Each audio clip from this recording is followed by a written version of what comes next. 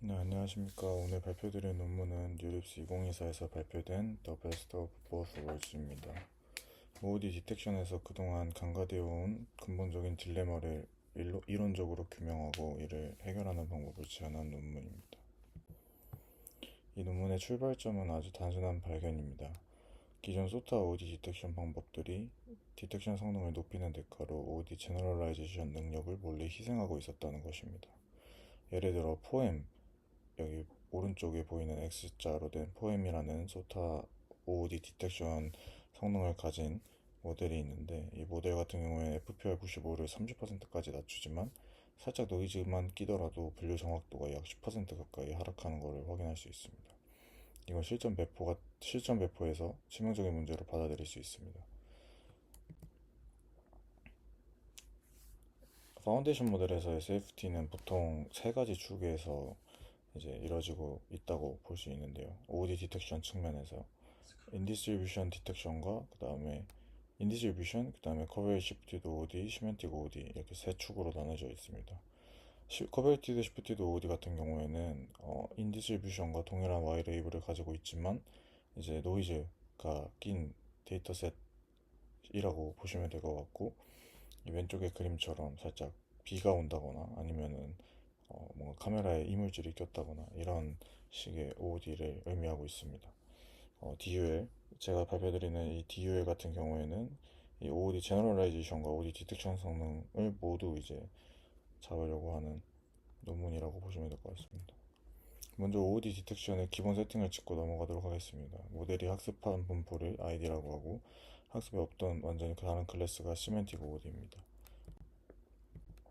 이런 식으로 시멘틱 OOD인데, 모델은 ID 입력에서 전형학한 분류를 원하고 OOD 입력에서는 리젝션 혹은 모르겠다를 출력하는 것이 바람직한 상황입니다. 이제 OOD 데이터를 정의하는 기준은 다음과 같이 이제 나눌 수 있고요. 아까 말씀드렸다시피 동일한 레이블을 가지고 있지만 어, X에 대한 이미지가 조금 흐리거나 아니면 뭔가 노이즈가 낀 것을 이제 코베어 시프트 OOD라 하고, 아예 Y 레이블 자체가 정의되지 않는 것들을 이제 시멘틱 OOD라고 부르고 있습니다. 일반적으로 우리가 OOD 디텍션이라고 하면 시멘틱 OOD를 디텍션하는 것을 의미하고 있는데, 이 DOL에서는 이 시멘틱 OOD를 향상시킬 때 이 코베어 시프티드 OOD 성능, 즉 OOD 제너럴라이제이션 성능이 감소한다는 것을 이론적으로 보이고 이를 해결하는 논문입니다. 모델을 학습시키고 나면 OOD 디텍터는 자연스럽게 스코어링을 수행할 수가 있는데, 여기서 이제 맥시멈 소프트맥스 프로버빌리티라는 소프트맥스 최대값을 보고 이제 에너지 펑션은 에너지를 보게 됩니다.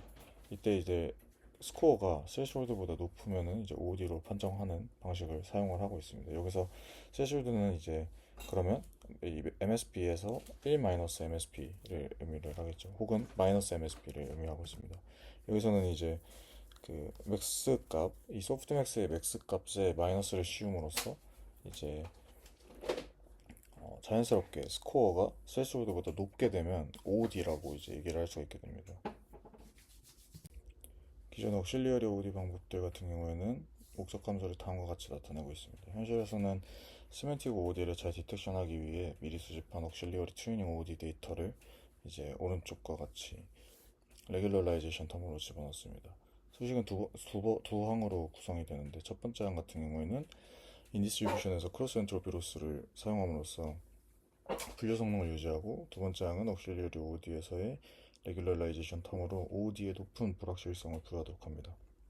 예를 들어서 MSB 디텍터 같은 경우에는 이제 레귤러라이제이션 텀이 모델 출력 F를 유니폼한 디스트리뷰션 사이에 유니폼한 디스트리뷰션으로 이제 어, 나, 출력하도록 하는 그런 크로스 엔트로피 로스로 이 레귤러라이제이션 텀이 들어갑니다. 이때 이 레귤러라이제이션 텀 자체가 이 OOD 제너럴라이제이션 성능을 낮추게 되는 그런 딜레마의 원인이라고 논문은 주장을 하고 있습니다.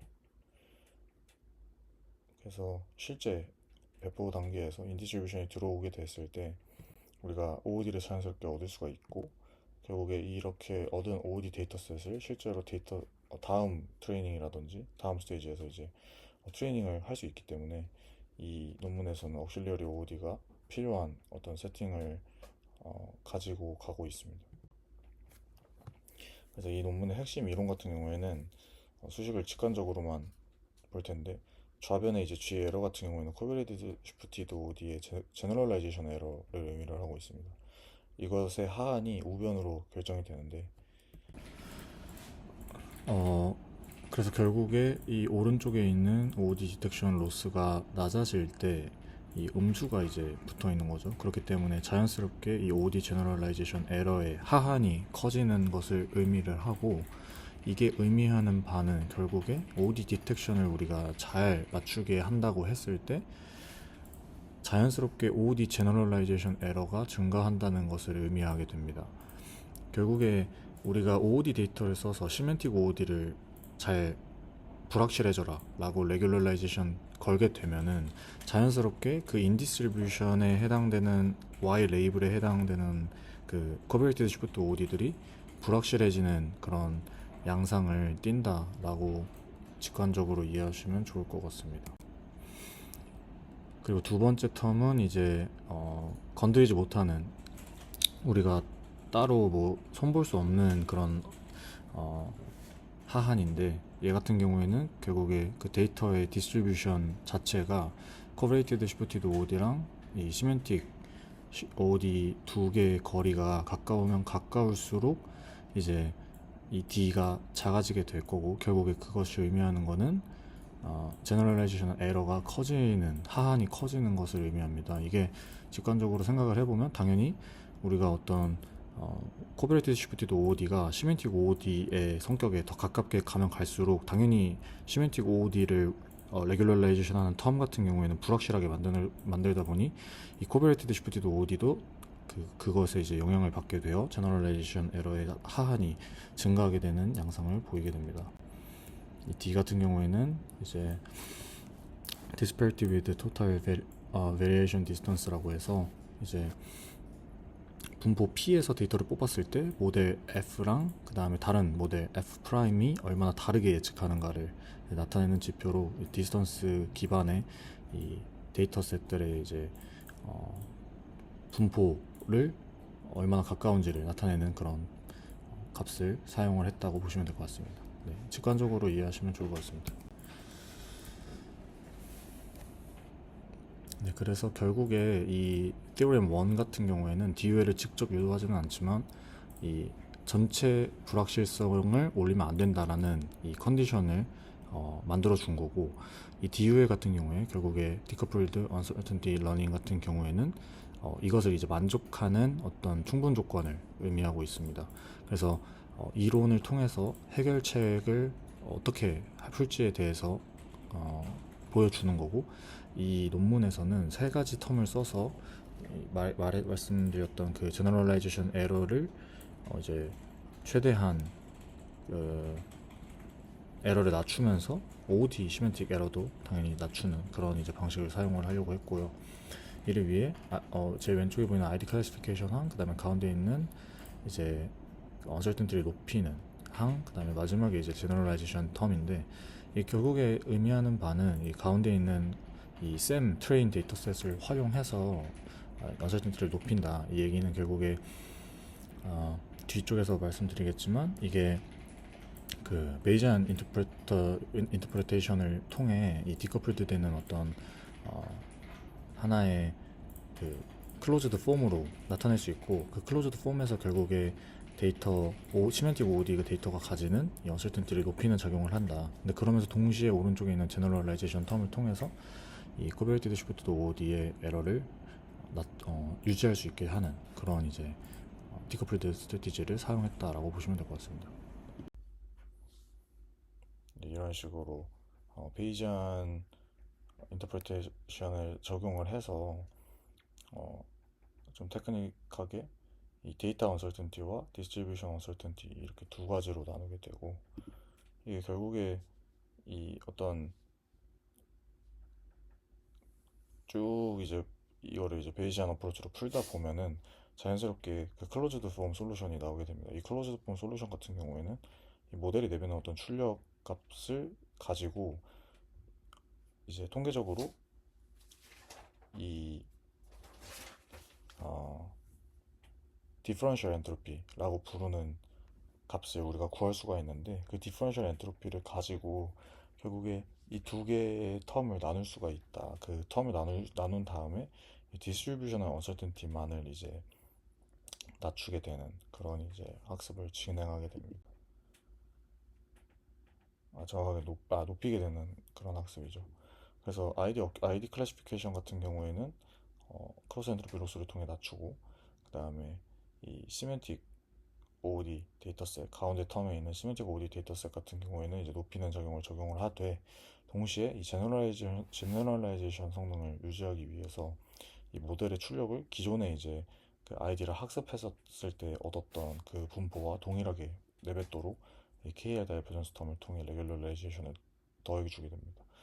결국에 이 KL 다이버전스 텀과 그 다음에 가운데 있는 텀 이 두 개가 역할이 다른데 가운데 텀 같은 경우에는 결국에 시멘틱 OOD를 잘 디텍션 할 수 있도록 하는 언서텐티를 높이는 OOD 디텍션 데이터셋에 대한 언서텐티를 높이는 과정을 적용하되 오른쪽의 제너럴라이제이션 텀은 이들의 이제 분포 상태를 이 ID에 대한 분포 상태를 동일하게 내뱉을 수 있도록 하는 레귤러라이제이션 텀을 추가를 해서 결국에 이 둘을 디커플했다라고 이제 보시면 될 것 같습니다.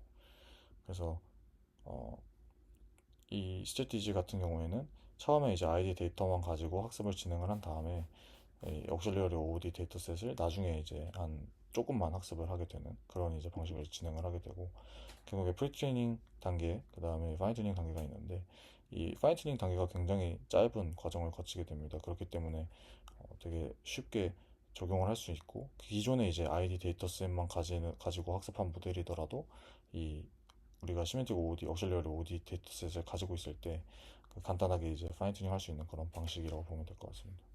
그렇게 했을 때 당연히 이제 성능적으로 이 아이디 어큐러시, 그다음에 오디 어큐러시는 오디 제너럴라이제이션 성능인데 기존 성능들을 보면은 이 아이디 어큐러시에서 대비 이 오디 어큐러시가 굉장히 많이 떨어지는 것을 확인을 할 수 있습니다. 이 빨간색 그 글씨들을 보게 되면 기존 방법론들은 굉장히 많이 그 OOD 제너럴라이제이션 성능이 좋지 않게 되는데 당연히 이제 OOD 디텍션 성능은 향상을 하되 이 OOD 제너럴라이제이션 성능이 같이 이제 나빠지는 그런 현상이 벌어졌었지만 이 DUL 같이 이 디컴포저한 방식을 사용을 하게 되면 OOD 디텍션 성능도 좋으면서 제너럴라이제이션 성능도 유지할 수 있는 그런 이제 방법론을 제안하게 됩니다.